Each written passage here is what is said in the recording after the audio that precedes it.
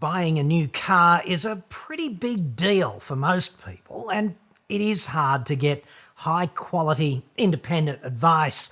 Most of the automotive media out there is bent over by bad commercial incentives, the need to appease advertisers, essentially.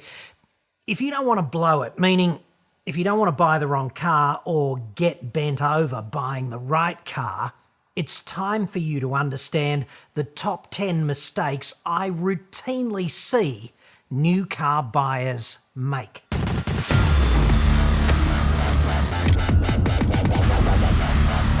I get roughly 2,000-ish emails every month from new car buyers. It's a tsunami and it never ends. Like, apart from the ones that go, hey, can you get me this cheap? I get these emails like, I've bought the wrong car, what do I do? Or I've signed up for the wrong car and now I'm committed. Or I signed up for the right car on the spur of the moment, but I paid way over the odds and now I hate myself for the burden which I appear to have imposed upon my family. And actually, I spoke to a really nice lady in exactly this position just last week, and she wrote me this huge email, move over, war and peace. And on the phone, she was everything I'm not, right? She's demure and polite and sincere and pleasant and non-confrontational. And confrontingly enough, over all of this, she's on the brink of tears, right? In fact, she had actually saved about $3,000. So that was a rare frown in these circumstances that just went upside down serendipitously. But hey, let's keep that between us, because if you tell anyone, it'll get out and my reputation will be ruined. I'm John Cadogan from AutoExpert.com.au, and I get new cars cheap for buyers here in Australia. Website for that? There's there. Or you can just click the card that sometimes appears in a kind of Where's Wally-esque way just up there now, dude. This video is sponsored by OLIGHT, which is exactly the kind of torch which God herself envisaged when she wrote Maxwell's equations down on paper for the very first time, just a few nanoseconds after the Big Bang. That's in the Bible, incidentally, and most theologians just gloss over it, but it's there. Big OLIGHT sale from 8 p.m. tonight, link in the description, details coming up, but just to prick tease momentarily, the swivel is back, yes, in orange this time, after selling out in green so fast last month, and so many of you missed out. Most practical work light ever, just saying. Critical error number 1, impulse buying. This is not a friggin' pair of shoes or a handbag, dude. You will be locked into this proposition for several years. Therefore, take the time to get it right. Do not let the bastards railroad you into premature contractulation. Nobody wants that. Unfortunately, the entire face-to-face architecture at the showroom is designed as an ambush, a coercive friggin' ambush. In this environment, all the clocks, just have a look up there, they're all frozen. It's bullshit o'clock. 24/7 in these places. You will be told self-serving, compelling-sounding reasons to buy now. And these reasons are invariably bullshit.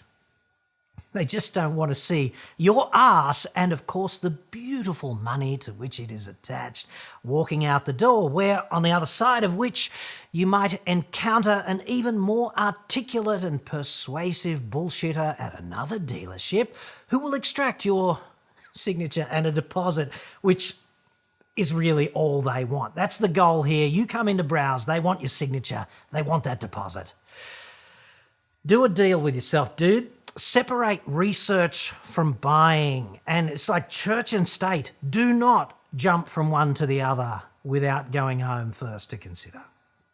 Never pay a deposit and sign a contract during the research phase of Operation New Car, regardless of what you are told in the moment. You know, this deal ends today. This is the last one at this special unbeatable price, guaranteed. The sales manager's going to cut off my nuts for agreeing to this, but you seem nice, so okay, you've got me. Dude, it's all bullshit. Do not get nudged onto the X. This is an ambush, and the X is the worst place because that's where all the shooting typically occurs. Inconveniently. Mistake number 2. Many people fail to acknowledge that there are often up to 3 transactions on the table here.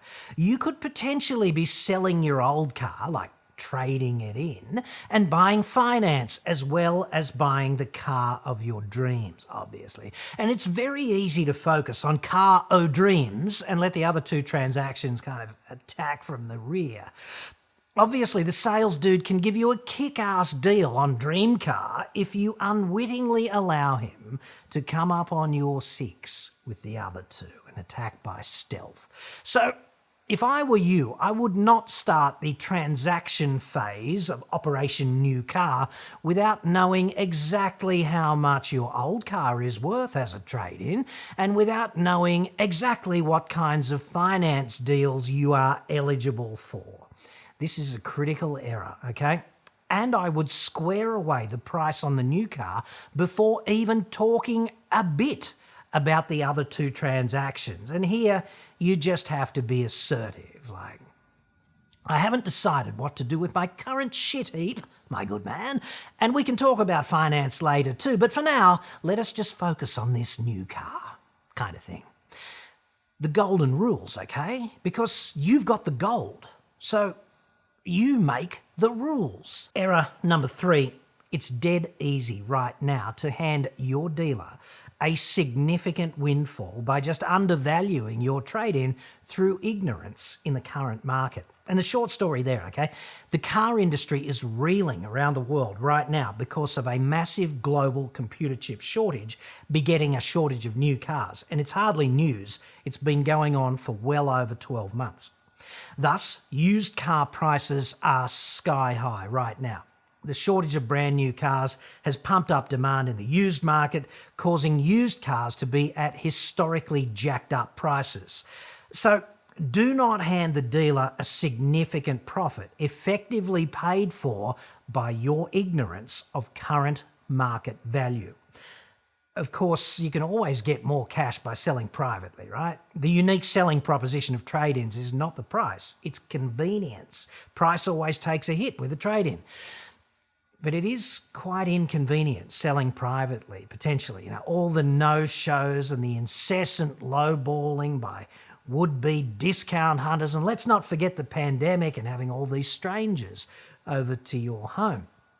And if you're a vulnerable person, like, I don't know, a granny who lives alone, it can be a significant security risk for you, effectively inviting 100 strangers back to your place via the internet. Like, what could possibly go wrong?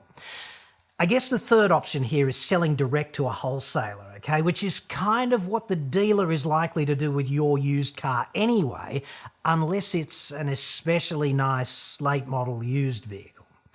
And price-wise on this, the wholesaler is going to be somewhere between the trade-in and the private sale, okay? You can do most of this online, however. You just fill in a form and send a few photos, and a dude comes out to inspect the car to make sure that what you've claimed about it is what the reality of the car actually is. And if it is and you agree, they pick it up on a flatbed and they EFT you the funds. Piece of piss, dude, as Shakespeare said so famously. I set up this whole wholesaling thing for people all the time, okay? And it's really easy, much easier than selling privately, but you won't get as much cash. It's not as much of a rip-off typically as a trade-in, okay? And I don't want to hard sell you on this because that's why I'm not here today. I'm here so that you don't make fundamental mistakes. But if you are interested, you just go to the website, you click on the Save Thousands link. It's right up the top of the page. You fill in the form, you say you want to wholesale your old car. There's no obligation, and we will get back to you ASAP. OLIGHT makes great flashlights. They're a big supporter of this channel, and they help make this kind of PSA content possible. And happily enough, the swivel is back. Yes. This thing is awesome. It's a USB-C rechargeable torch that's also a work light on an articulating magnetic base that's also a hook and a carabiner, and it's under $40 during the sale. You can hang the swivel from almost anything and stick it to anything cast iron or carbon steel. If it's magnetic, it sticks. Or you can just sit it on the floor and point it wherever you want, hands-free. It's so helpful for roadside repair in the middle of the night. It's also a brilliant work light. I've stuck it on the side of the drill press and even onto the bandsaw right above the blade, where the shadow projects the cut line down onto the work and makes setup a breeze. There's all these jobs around home and in the field where the swivel is a dead set game changer. Next up, the M2R Pro Warrior in white as a limited edition, and I know it's not as tactical as black, but it is dead easy to find a white one in the bottom of your bag. And for me, the M2R is a great torch. It's at the upper limit size-wise for EDC, but it fits in the hand and it's super bright. And the pocket clip is reversible for bezel up or bezel down carry, depending on what you prefer. The tail switch is brilliant in high-stress situations, vampires all around kind of thing, running low on wooden stakes. You've seen those movies. But it also has a side switch for lower intensity beam strength when you're doing fine work. M2R is great in the bag or on a belt. It's a bit big for the skinny jeans, frankly, but it's great in the hand. And lastly, the Pre-Run 2, which is great in the car and awesome on foot. The lens is oriented radially as opposed to longitudinally, so the ergonomics for walking around the joint in the dark are excellent. You don't have to flex your wrist endlessly to see the ground, right? You can even clip it to a backpack or a sling bag for hands-free use. And this thing converts to a head torch in seconds using the supplied elastic rig and inbuilt silicon harness. Big OLIGHT Halloween sale, link in the description, kicks off at 8 p.m. tonight and runs until midnight tomorrow.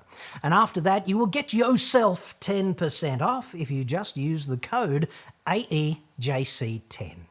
If you log in during purchase during the sale, you'll get a free i3E ODG keychain torch. Get it right. I know it's a mouthful, but hey, trying to be professional here. This is about $18 in the domain of freebies, so that's not to be sneezed at, is it? And you can also buy that i3T in pink for just $22 or thereabouts. All the proceeds of that pink torch sale will go to the Breast Cancer Foundation, so that's worthwhile. And the way I see this, you make yourself a $22 donation to breast cancer research, and nobody could possibly object to that.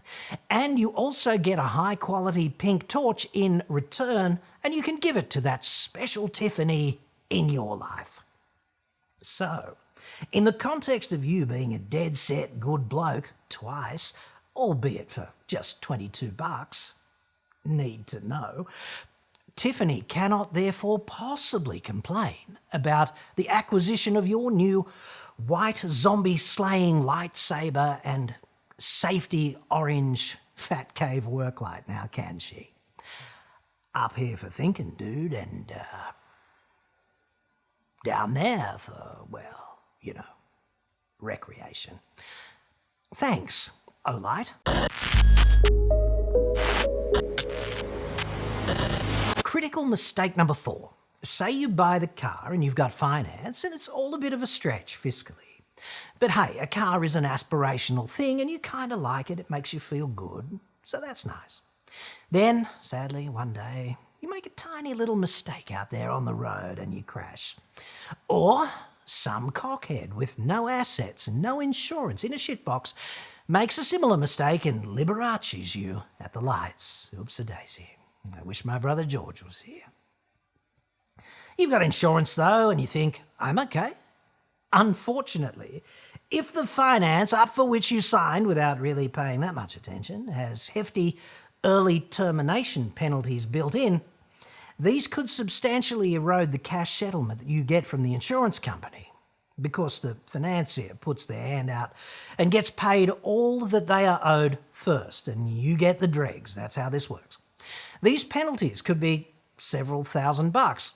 So you can run that gauntlet in an informed way and cop it on the chin if it happens, or you can get so-called gap insurance to cover you for these kinds of losses related to those kinds of fees. It's completely up to you, but my advice would be just don't go into this arena kind of Ray Charles. Number 5 now, this is huge. People ask car salesmen for advice. Don't do that. Dude, if the dictionary were a picture book, there would be an image of you asking a car salesman for advice somewhere on the showroom floor. At bullshit o'clock, you're standing on the X with your trousers around your ankles. Target lock on the buttocks. Firing solution. You're asking advice, and the caption reads, conflict of interest.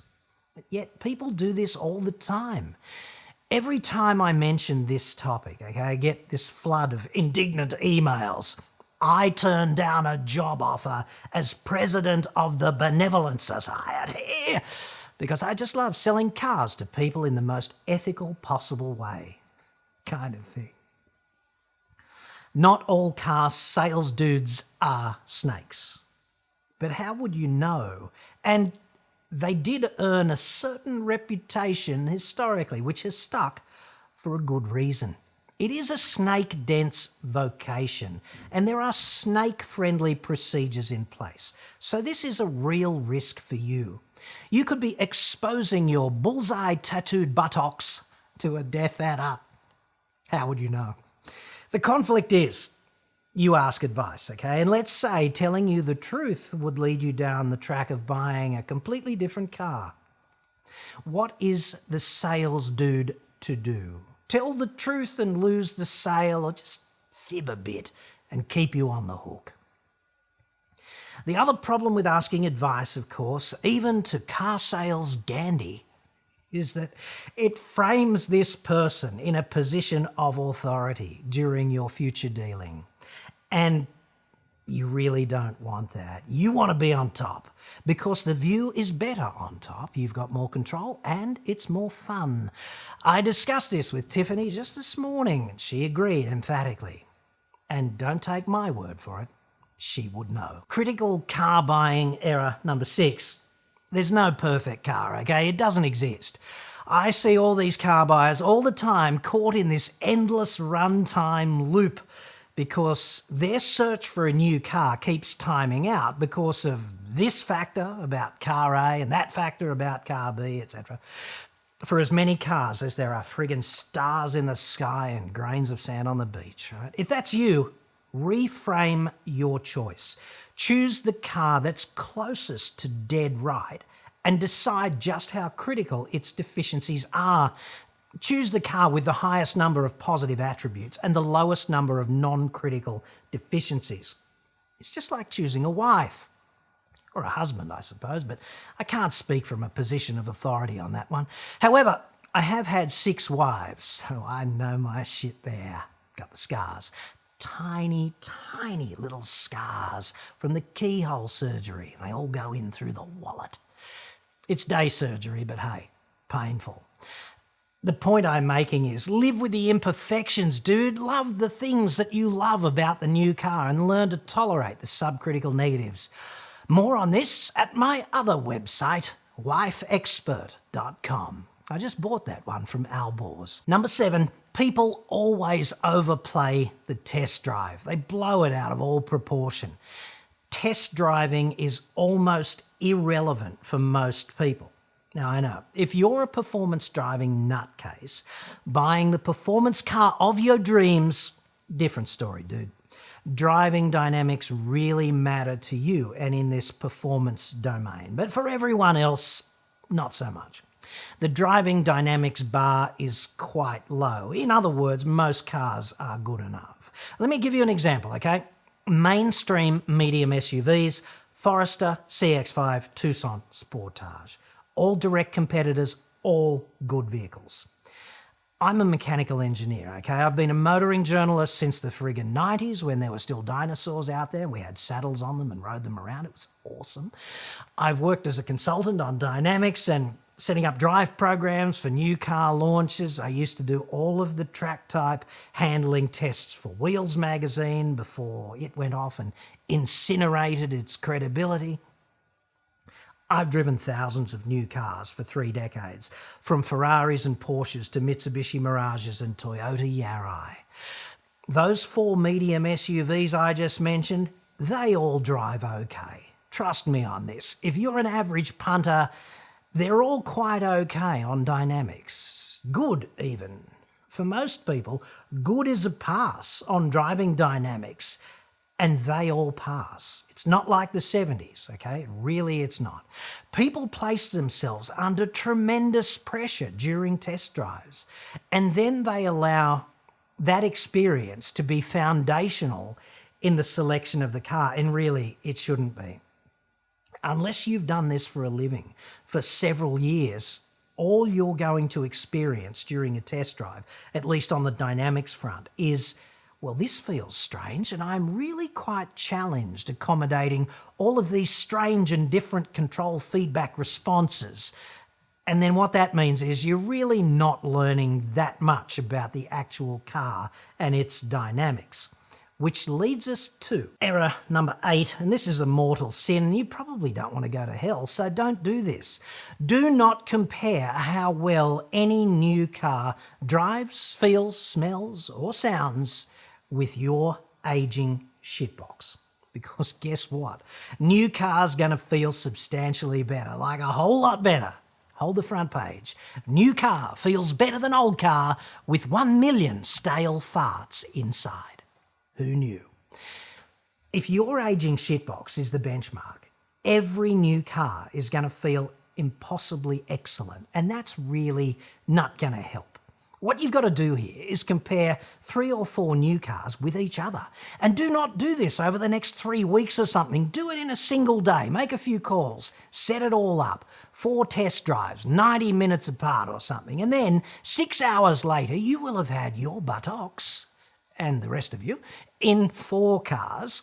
And I'm not only talking about the test drive comparison here, I'm talking more holistically about experiencing 4 cars back to back. Very important. Like, definitely go through the motions and drive around the block, but really spend time, significant time, sitting in the car and climbing all over it.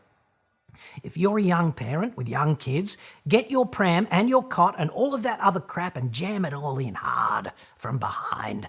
See if the car likes having that done to it over and over and over. Because that's exactly what you're going to do, right? And if you are a personal trainer or something, bring your instruments of torture and fit them all up and see how the floor copes with all of those kettlebells or whatever. Check the spare tyre. Is it a space saver or full size, or does it have none? This might really matter to you if you plan on driving long distances in remote areas. Infotainment matters too.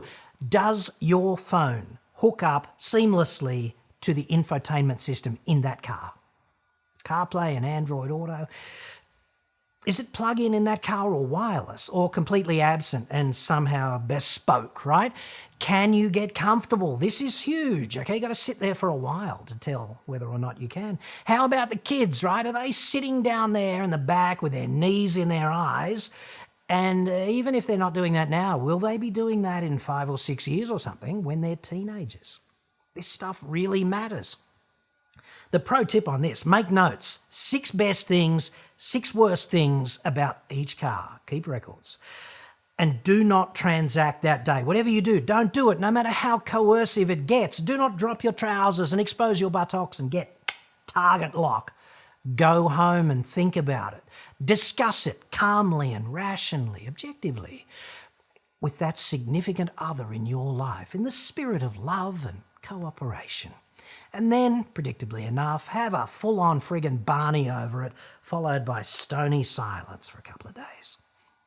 This is how civilised people comport themselves. Number 9, we're nearly there. Be more flexible regarding the short list of acceptable cars, especially right now. The car industry is, as we say routinely here in Australia, rooted at the moment. Rooted, and not in a romantic sense. Waiting lists on some cars have spiralled, seemingly to the heat death of the universe. I'm looking at you, Kia Stinger, and others. There's upward pressure on prices, okay? Demand exceeds supply routinely. It's quite inconvenient, especially if your car was written off just last week and you need a replacement. Stat. So, using the example earlier, okay, Forester CX-5 Sportage Tucson. You might really want a Soul Red CX-5 Akira 2.5 Turbo because, I don't know, Jenny's husband bought her one of those and she's been gushing over it ever since or something. That car, for you, it could be 6 months away or 9 or 12, whatever. They might not be able to allocate a date. But the delivery horizon on one of the others could be significantly shorter, and they're all good cars with many more similarities than differences for most people. Or perhaps some enterprising dude who's a bit of a smart ass, but who does this for a living, perhaps he knows a dude who can get you a graphite CX-5 GT next week. Would that be of interest? Like in the current market, it might pay for you to limber up just a little in the domain of what's acceptable and what's not. Grey versus red is a little too blondes versus brunettes for me. Like, colour is so friggin' epistemically subjective that it's really not worth the hot air debating. And I'd suggest you can probably live without the vibrating saxophone holder and the semi-articulated carrot waxer, which, if memory serves, is the salient difference between GT and Akira. Lastly, number 10, and thank you for hanging in there over this somewhat long report, the twin venial sins of brand allegiance and false authority. Brand allegiance first. If you've only ever bought Honda CR-Vs, for example, look around, dude. Honda was such a winner 20 years ago, but it's a basket case today. Sales are in free fall, and they could back out of Australia at any time. And if they do, resale value will plummet, and so will customer support. And those 4 SUVs, which I just mentioned, they are all objectively better than a CR-V in critical areas. I don't have time to go into why that is so now, and that's not the purpose of this video, but they just are. So brand allegiance can hurt you because brands rise and fall all the time, whereas some people tend to be fairly inflexible on this, or at least the use-by date on the information underpinning these allegiances expired, in some cases over a decade ago. Which leads me to false authority. It seems to me that everyone's an expert when they're buying the new car, right? They might not think about it for the next 5 years, but when they're in the market, they're an expert. And there's a lot of pressure to know, like really to know. And that's pretty difficult because most people, well, they like a good car. Everyone does. But they don't have the inclination every day to dive into the sewer and swim with the sharks, right? It takes a particular kind of character defect to want to do that day in and day out and come to terms with wasting what could otherwise have been quite a productive life doing so. The Honda thing I just spoke about, okay? Plenty of would-be experts are already saying in the comments, doubtless, nah, great cars, mate. To which I would say, yeah, that's true. They were great in the 1990s and the early 2000s, but not today. That information is out of date. And I also get a lot of emails from men who need to cross not one, but 2 bridges along this path of new car acquisition. Number 1 is obviously to select the best new car within the budget. And number 2 is to get that critical tick of approval from the wife or girlfriend before going ahead. Not to be a sexist bastard on this, and people do it differently, okay? But a lot of couples do it in this position, so to speak. And this is, of course, why women are so critical to the car buying process. It's because they often have this sole right of veto. And information there tends often to be fairly out of date also. Like, I get emails like this all the time, and I'm paraphrasing, but they essentially say, I really want a Santa Fe, but the wife won't go for a Korean car. She wants me to buy a Pathfinder. What do I do?